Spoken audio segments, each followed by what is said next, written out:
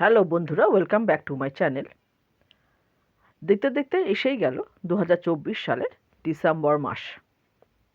আর কিছুদিনের মধ্যেই ডিসেম্বর মাস শেষ হয়ে গিয়ে আসবে 2025 সালের জানুয়ারি মাস। অর্থাৎ আমরা সবাই মিলে পালন করব নতুন বছর এবং হ্যাপি নিউ ইয়ার।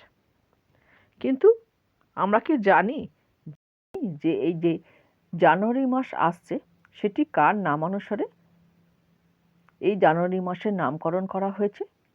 না, জর্জিয়ান ক্যালেন্ডার বা জুলিয়ান ক্যালেন্ডার অনুযায়ী জানুয়ারি মাসের 1 তারিখ এই দিনটি পূর্ব রোমের দেবতা জেনাসকে উৎসর্গ করা হয়।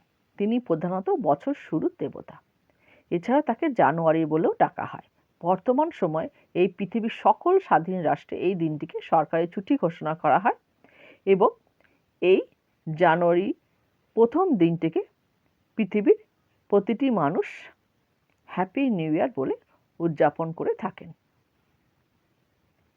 ভিডিওটি ভালো লাগলে সবাই লাইক করে কমেন্ট করবে এবং অবশ্যই চ্যানেলটিকে সাবস্ক্রাইব করে রাখবে।